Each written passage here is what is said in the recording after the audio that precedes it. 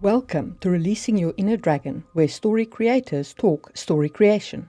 Drake is an award-winning fantasy novelist and creative writing teacher. You can find his epic fantasy series, The Genesis Oblivion, on Kindle Vella. Marie runs a fantasy world-building channel called Just in Time Worlds, and her first book, The Hidden Blade, is available on Kindle Unlimited. We hope you enjoy this episode. Hello, and welcome to another episode of Releasing Your Inner Dragon. Today, we're going to talk about understanding how much story space you have and how much story space you need to give a character in order to tell their story, in order to give them room to breathe. And sometimes understanding that you don't have enough space in your story to tell everybody's stories, and understanding what you need to cut. If you're on YouTube, make sure you hit the subscribe button down below, hit the little notification bell so you can get notified when new videos drop. If you're listening to this on podcast, make sure you add us to your list so that you can get new ones as they drop. And then, as always, if you want to connect with us, and you never know what's going to happen with social media or anything like that, it's always a volatile thing. Billionaires buying and selling and doing all sorts of crazy stuff. So please go to our websites, join our mailing lists so that we can actually stay in touch with you on a more regular basis.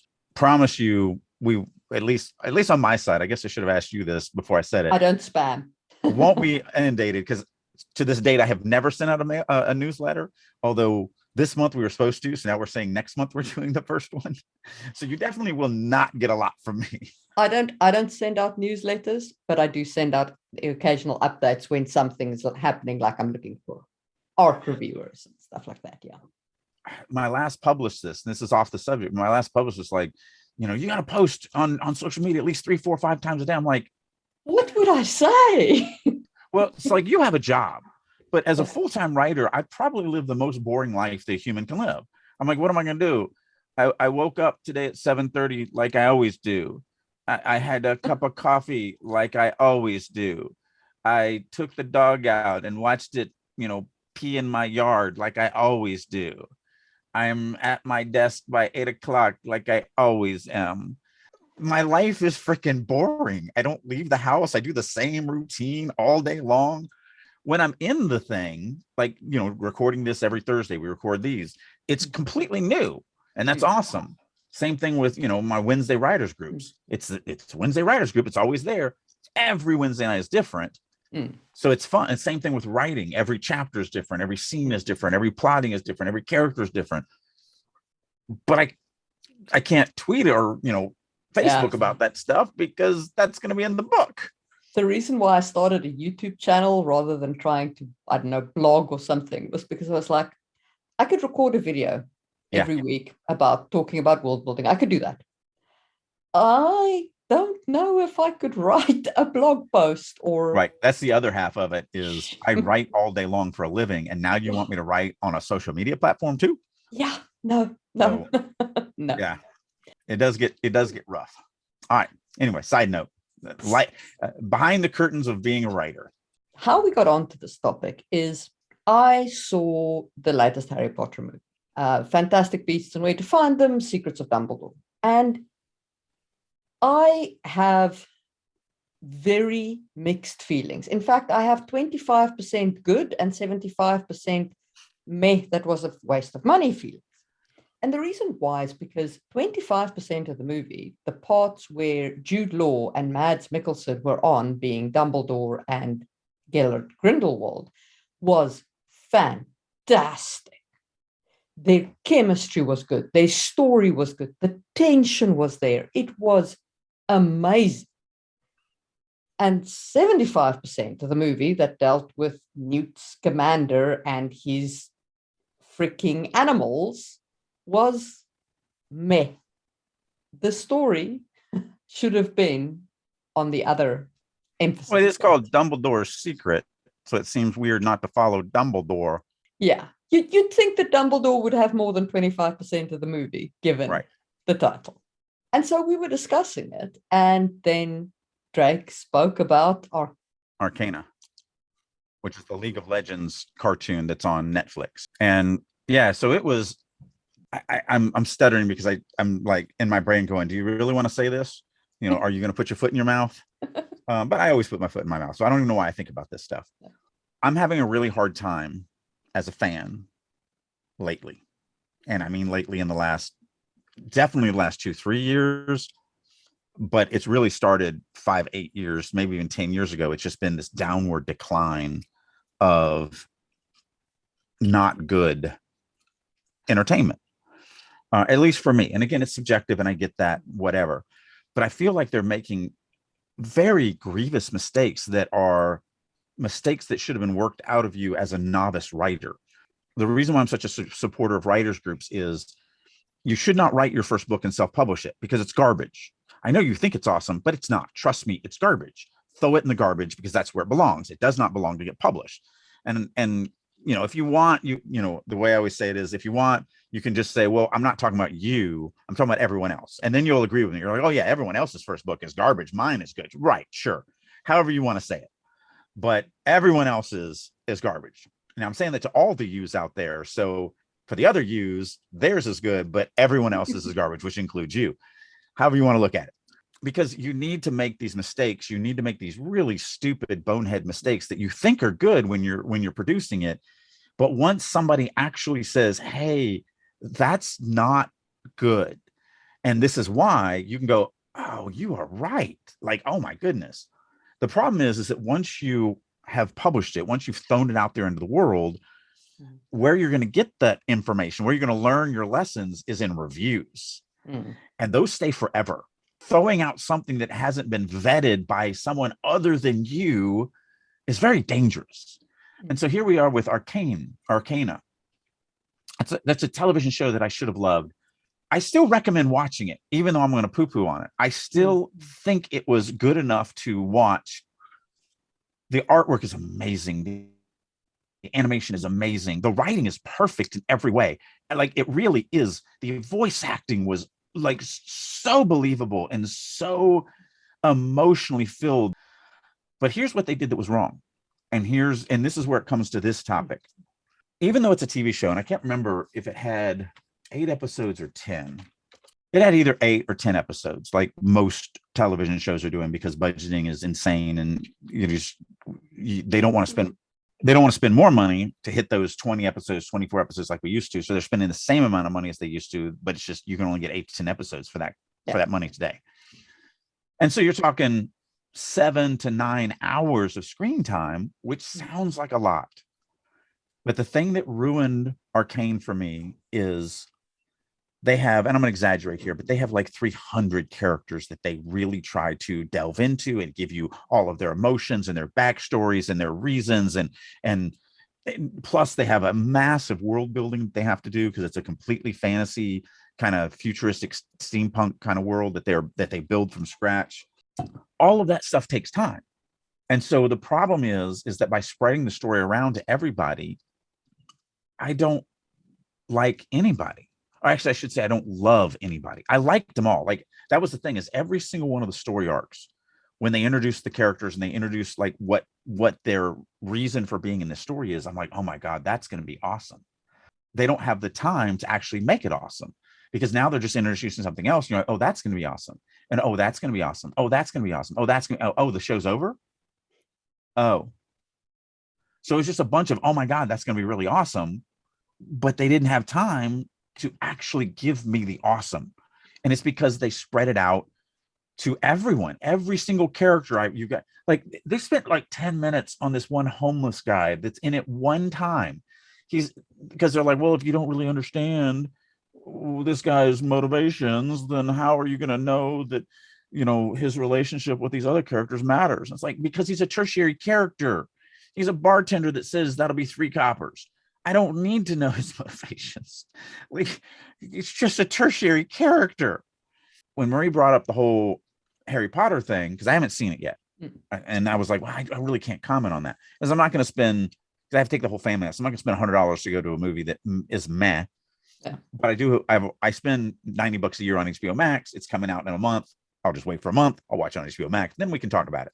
So a lot of everything we do is subjective. Even our podcasts and our opinions that we're giving through all this stuff, it's all subjective. You can agree, disagree, and and not only can you disagree, you can actually give legitimate arguments of why you disagree that debunk everything we say, and that's fine because it is subjective. Because then I can give arguments that debunk everything you just said because it's all subjective.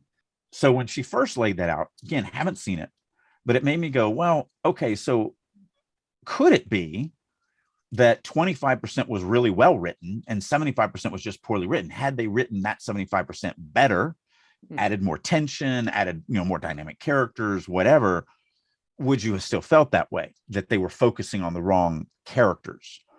And that's what led me to Arcane, because in my mind, they definitely focused on the wrong characters because they wasted all of this time introducing all of these story plots that they didn't have enough time to actually fulfill.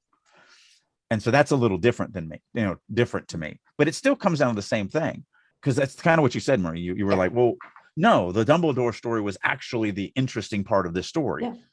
And so you made the comment that I really liked, where you were like, and I'll paraphrase and I'm going to reword it a little bit, but you were like, it's like they were bored and didn't want to write the other story. So they were just half-assing it so that they could get back to the cool Dumbledore story.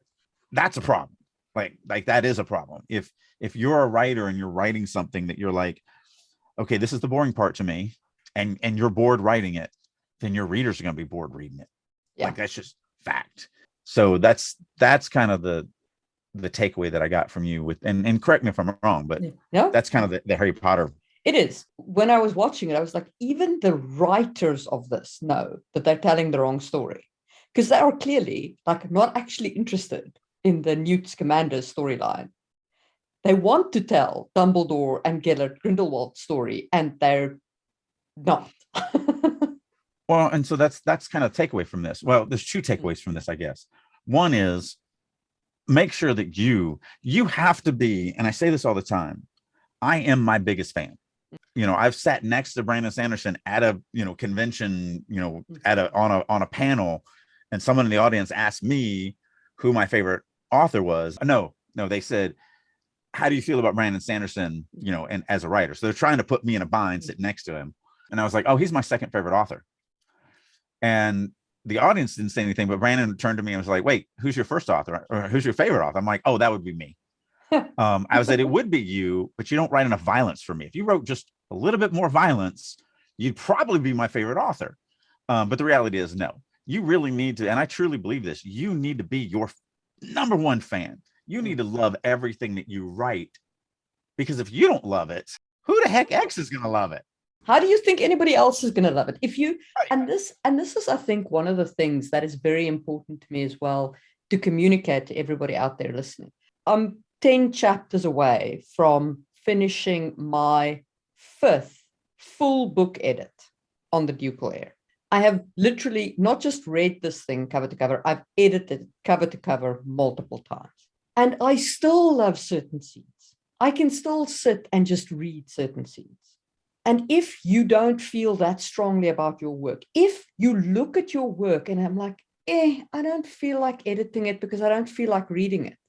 Right. Rewrite now, because if you don't love it, your readers certainly won't.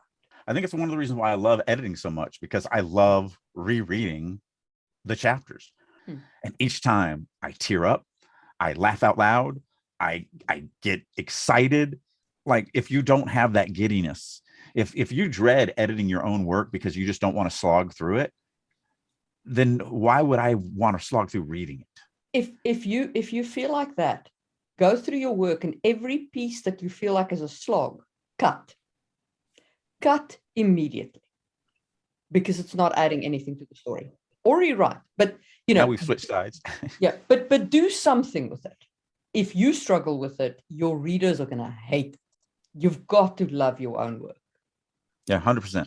So not only do you have to be your number one fan, you also have to balance it out. And I think this is where Arcane made their mistake. You have to balance it out with the fact that no one is going to love every one of your characters at the level that you love them. Yes. Or your world. Or anything.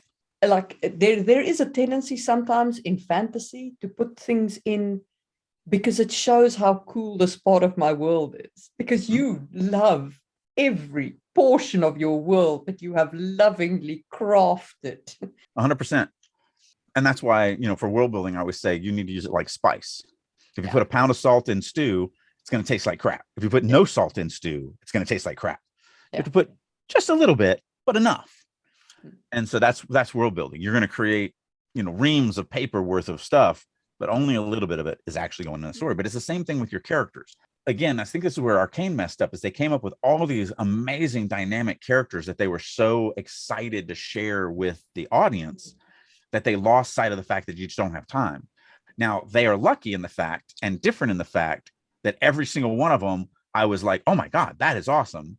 Normally what happens is the writers start, and it usually happens in prose, not in visual medium, but they start, you know, making me follow this character, that character, this character, or they head hop in there. And I'm like, I don't care about this character. It's not cool. I know you think it's cool, but there's nothing interesting about this thing. And I don't want to be here. And I don't want to follow this. You know, I really loved this main character or these main characters. Why am you wasting my time with this crap? Arcane was at least good enough to make every single one of them actually cool, except for maybe that homeless guy. But most people don't even succeed at that. Yeah. So you have to balance it between, you know, those two things. Not only does everything have to be exciting, and you have to be your number one fan, and you have to love what you're rereading of your own work, but you also have to understand that you can't put too much into it. And I think that's really where we come down to here. And I've noticed a tendency in some books these days of having one-off POVs, a character that just once has a POV. I'm like, what is this crap? Like, why is this important? Or sometimes you have a POV from a tertiary character's perspective so that you can show how the world is reacting to the hero. And I'm like, what?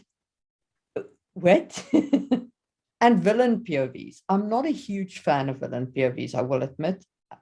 In the prologues, sometimes, but there are some books these days that have got villain POVs, like full-blown POVs. Every third chapter is from a villainous character's perspective. And I'm like, I don't want to hear this story. Like, this is not the story I'm here for. So the problem that I have with that is I feel like a lot of them are trying to make the villain relatable. I think when you do that, not all the time, there are definitely some instances that it might be really good to do that. But I feel like the vast majority of times, what you're actually doing is watering the story down, because I want to hate the villain.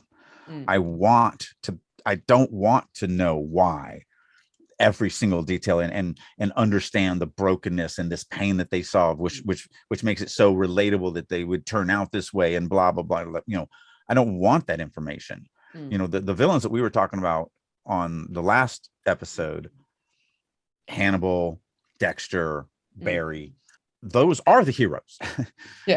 They're villainous, but they're the protagonists. There are who we're following. So we absolutely need to know what broke them so that we can sympathize and relate with them and understand where they're at now. But we're not talking about that. We're talking about the villain.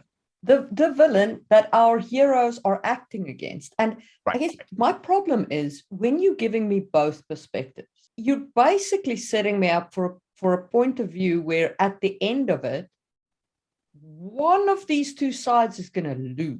Yes, real life is like that, but that's not what I'm looking for in my fantasy. Fiction in general. I would like to feel good about the heroes winning. I would like to, and if I have a little bit of sympathy for the villain, that's fine. Show me in the story. Don't put me inside their head and then have the hero whomp them. Right, because first of all, you don't know all of your readers. So some readers are going to root for the villain. And so when you defeat the villain, they are not going to be satisfied with your story, because you've actually done whatever that in their life they relate really well to that villain. And so now it becomes a tragedy for them And since it isn't written as a tragedy, it doesn't have the like Seven is written as a tragedy, so it's very fulfilling because it's supposed to be a tragedy, and you get that it's a tragedy, and you're fulfilled by that story. But if you're writing a feel-good story where the hero's going to win, but I relate to the villain, that's not a tragedy. You just sort of forced me to see it as one, and so I'm probably not going to like the story.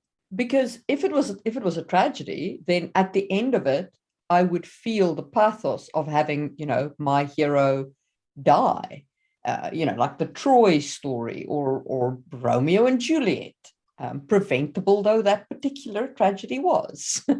But I have problems with that play. But if I'm supposed to be happy that the heroes have won, and the people that I was rooting for were the villain. Or even if I'm not rooting for them, even if I still empathize with them and I feel you're going to make me feel bad that I'm happy. Let's say I am rooting for the hero and I'm happy that they won, but now you've made me pay a cost. Like I actually now feel bad that the villain lost. And so that's the danger that I feel you run into when you spend too much time. I'm sure there is an audience for that like style of book. Sure. But then make that choice and understand that there will be people who be like, actually, that's not what I want to read. I want to chase a rabbit for a second, completely off topic, because I think it's you just mentioned it, and it's worth at least saying, and I don't know if we'll ever do a podcast completely on this. What you hate about Romeo and Juliet is a plot device that I hate everywhere, and it's especially in sitcom TV, which that's my dirty secret. I am a huge sitcom TV fan. I will binge hours and hours and hours of whatever. I really do. I really like, and I think it's because I can't write it. I'm attracted to things as a fan that I can't write, because then I can't critique it as much or whatever. But one thing that they do that always pisses me off is the same plot device they used at the end of Romeo and Juliet, and that is, if they had just opened their mouth and talked to each other, none of this would have happened. And you can get away with that occasionally, but oh my goodness, especially in sitcoms, it's every episode, every single moment. If I had just opened my mouth and explained or talked to you or communicated in any way, you wouldn't have thought this. You wouldn't have. And it's so innocent. You get caught in what looks like a compromising situation that's very easy to explain, and you just don't open your mouth. You just stare at them, and then they leave all angry, and the whole episode is now blown up because of that. And it's like, just talk. And I realize that now you have no episode, but then come up with something else. Be a better writer. Yeah, seriously, like that annoys me so much. As a trope, that kind of self-inflicted wound actually makes me occasionally just close a book. I am an adult human being.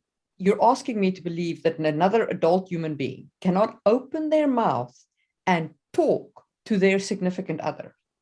Because let me tell you, I have had disagreements with my husband, but we say things like, this really pissed me off because of these reasons.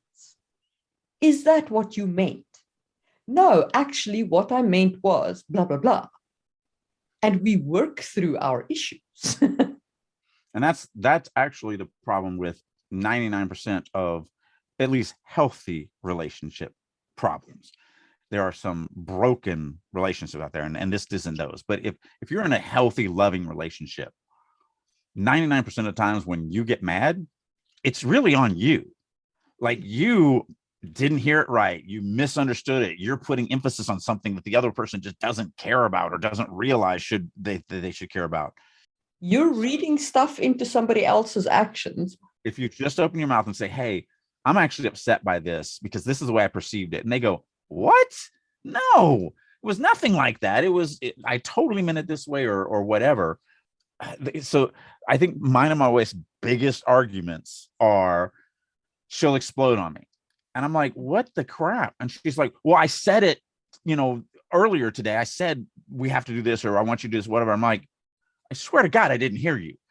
Like, and so she's furious at me for not doing, not saying, not being, not whatever on something I didn't even hear.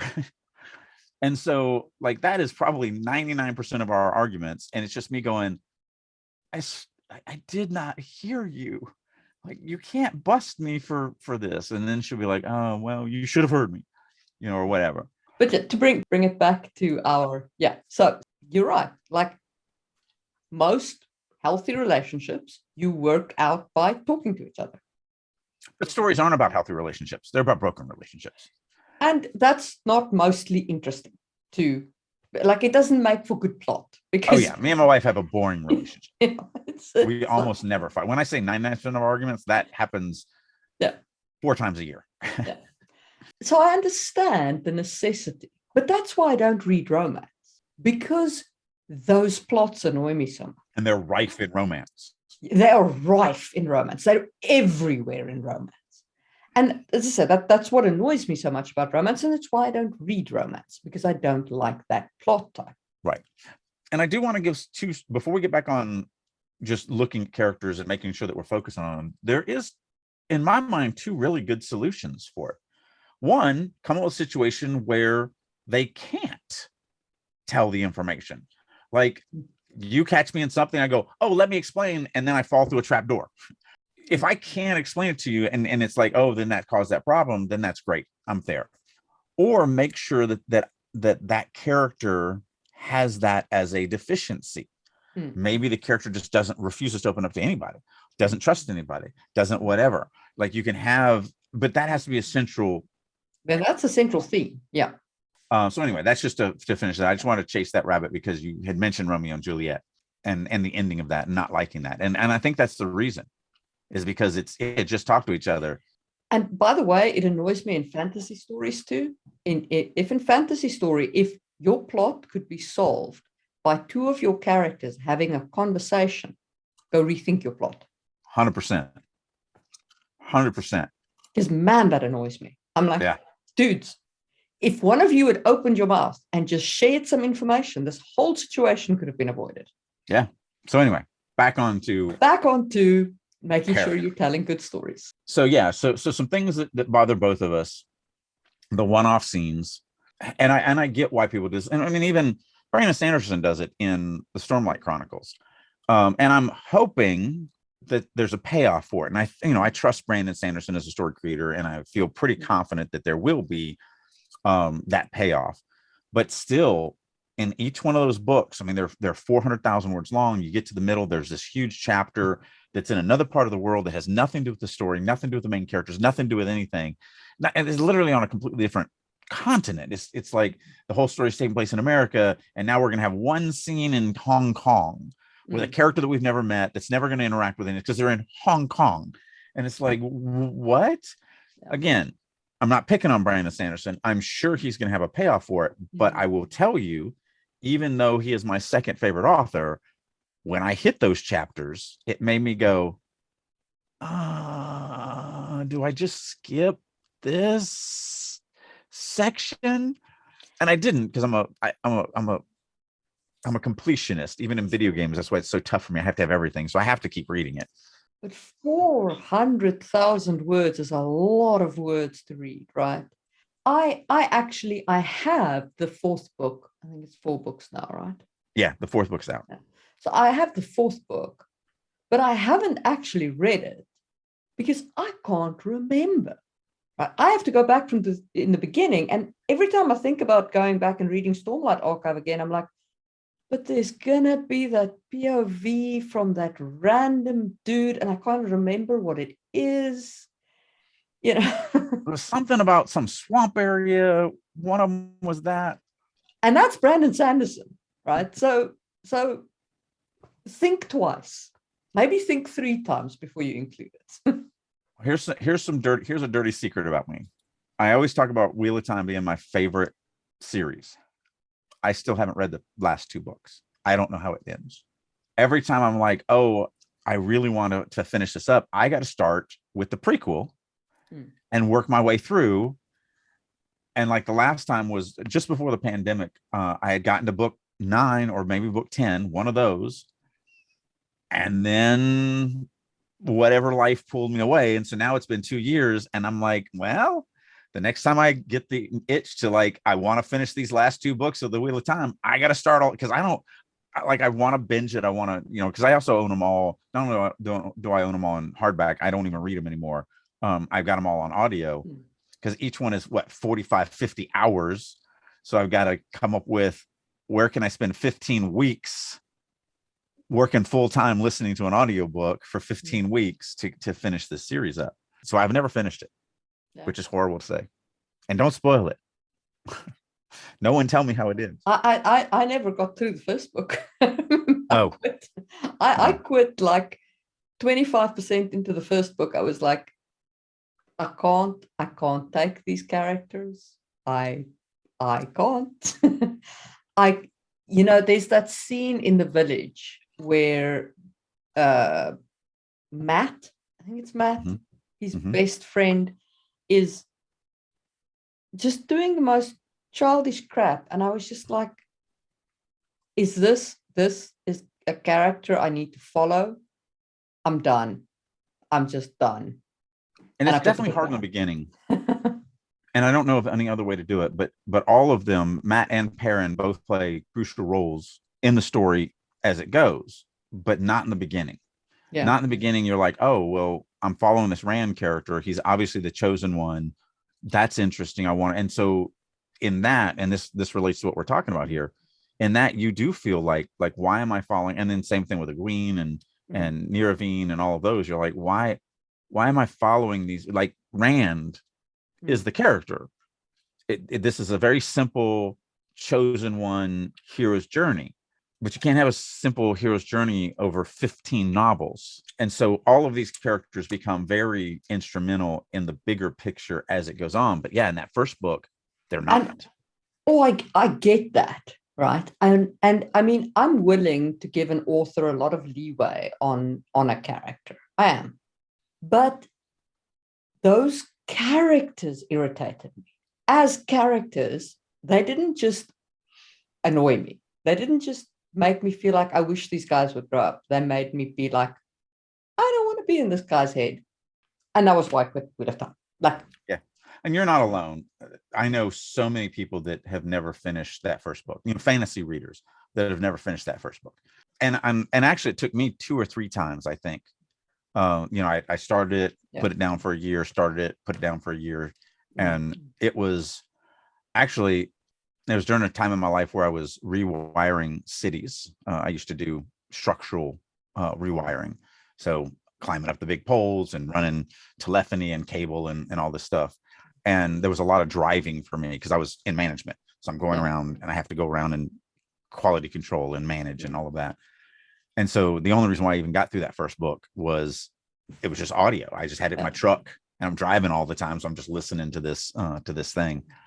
But then it was like, once I got past that, you really get into it.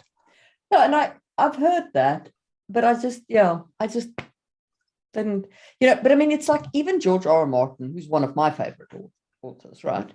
There are characters in that saga that I could have done without. I don't understand why we're following them. They serve nothing.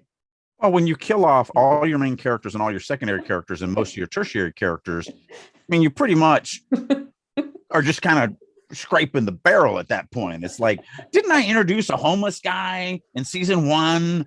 Maybe I can have him be a narrating character, because everyone else is dead. George R. R. Martin is not one of my favorite authors. Completely understandable. Yeah. But it is, my point is especially in the later books of Game of Thrones, in A Song of Ice and Fire, rather, there are POV characters that add nothing to the main plot. They add nothing to the main plot. Now, I hope there will be I know there won't be a payoff because I know he's not going to finish the series. But it's never going to get finished. But regardless, I'm calling that now. Yeah. But actually, I called it 5 years ago. At the time when I read it, I was like, I hope there's going to be a payoff for this, but I don't actually think there is. I don't think there was ever an intent to pay off. I think it was just a slice of life moment. And I have a real interest in the freaking story. Can we please get back to it? Well, and I've said this before. I don't know if I've said this in the podcast, but I definitely have talked about this in my online classes and my live classes and all that. Martin's problem, and it's been his problem. He's been writing forever. He's got a ton of stuff out there. Game of Thrones is just the thing that made him a household name because they made it as a TV series. But epic fantasy, and you're not going to be able to see this on the podcast, but I'm doing my hands outwards, like at angles. So epic fantasy, you start at a point, you grow it, and you make it bigger and bigger. But at some point, you got to bring it in. And you start coming into a point to finish it. So it's like a diamond. George Martin never curves in anything, which is why he's never finished any series. The Wild Card series, any of them. He's never finished anything because he only writes out. He just keeps going bigger and bigger and bigger and bigger and bigger and bigger and bigger and bigger and bigger and bigger, which is why they can't finish the TV show, because they follow the first 4 books to the letter, and they're like, how do we bring these stories together? Because he never curves. He never has any interest in that. His interest is always about adding new stuff and adding new stuff and adding and making it bigger and bigger and bigger. And so there's a point of no return. It's sort of like if you're going into a black hole, you have the event horizon. You cross the event horizon. You can never come back from that. Yeah. And that's kind of Martin. He keeps going until he crosses the event horizon. And now there's no way to get the payoff. There's no way. The thing is so huge. Bring it back to our. So anyway, coming back. One-offs are very difficult because, again, a lot of times it's just you think to you it's important, to you it's interesting, but to your readers we're locked into these main characters, and you have multiple main characters, but you've given us their struggle and their plight and everything about them, and that's what I want to learn about. That's what I want to go into. Sometimes you're not giving your main characters, your POV characters, enough space, and now you're jamming yet another thing in here, and that. Actually, speaking about it, I'm reminded that one of my beta readers for Ducal Air actually said to me, and this is the reason why Ducal Air is not 120,000 words, it's 180,000 words. But one of them was like, you don't have enough Naira in here. You've cut her story down so close to the plot bone. And she's such an interesting character. Yeah, but she's like, I'm not attached to her. And I need more because she's 200 years old. She's really complex. She comes from a position of authority, which she gives up. I need to understand her. You need to put in more slice of life before. So, and that's like where a chunk of additional character plot comes in, things come in to Ducal Airs because I wasn't giving her enough space to breathe. Now imagine if I had one off. So that's actually one of the bonuses. Since I write in every medium, comics, games, stage plays, musicals, TV, movies, prose, that's one of the huge advantages that you get out of prose. First of all, there's no budget for extensions or whatever. Film is very expensive. Video games are very expensive. I mean, the game that I'm working on has a $15 million budget. The last game I worked on had a $600 million budget. So like these things are not cheap. And when you start going, oh, you know what, I want to really expand this, you're talking about huge amounts of money. But in prose, you expanded 60,000 words. One of the crazy things to me that a lot of people don't realize, a movie script is really, you can tell everything in prose that you can do in a 2-hour movie script in about 20 to 30,000 words. So you just added, if we were doing video, you just added, 4 to 6 hours of screen time. In a book, that's going to add 70 cents to the printing cost. Yeah. Maybe not even that much, 40 cents to the printing cost. And so it's not that big of a deal to go down and have to deal with that. But like we were talking about with Arcane, where they shoved everything in and they try to give every single one of these characters, they are very limited on budget. So you have to think about that.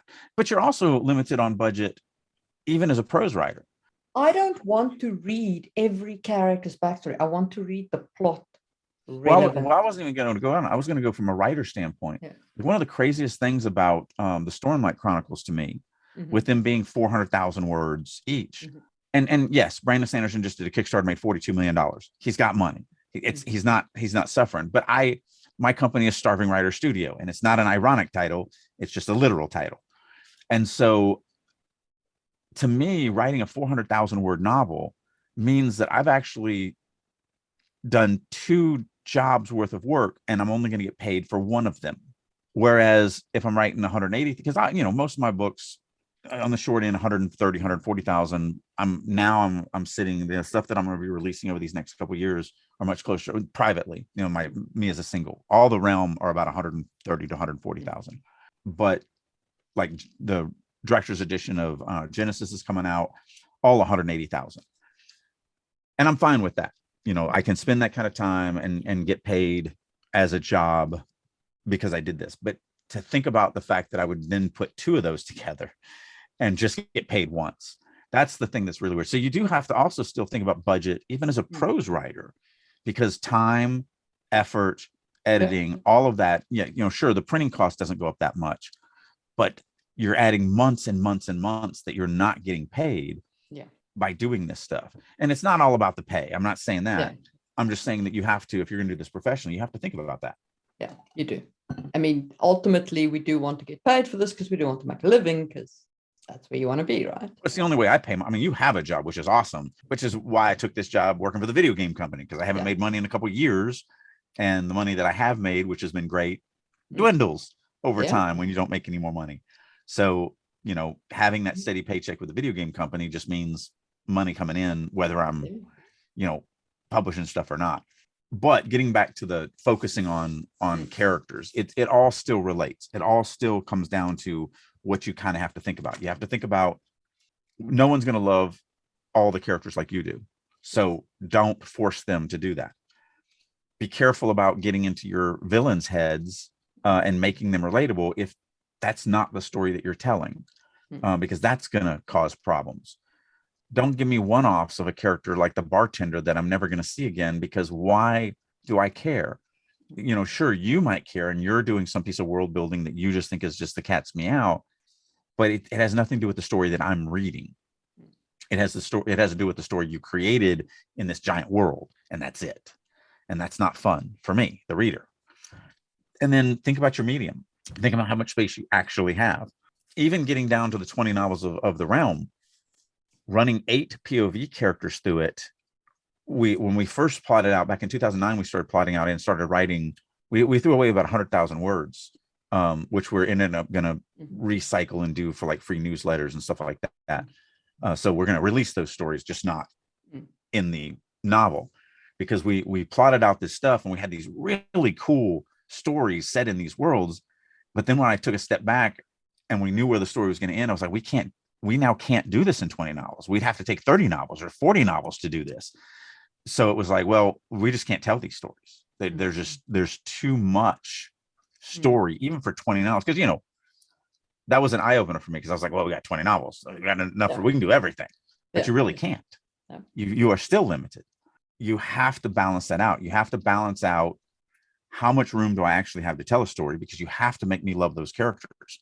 You have to make me care about them, or I don't care about what they're going to lose, what they're striving for, what they're going to overcome. That's time. That's, you know, every time you give me a bartender for a chapter, or every time you give me, you know, head hopping, or you give me too many characters, you're taking time away from really making the reader connect to this character or these few characters. And so you have to balance that out. You have to think about it. You have to think about the medium that you have. And sure, a novel, you can go, especially if you're self-publishing, you can go 80,000 words, 90,000 words, 200,000 words. You can do anything in between.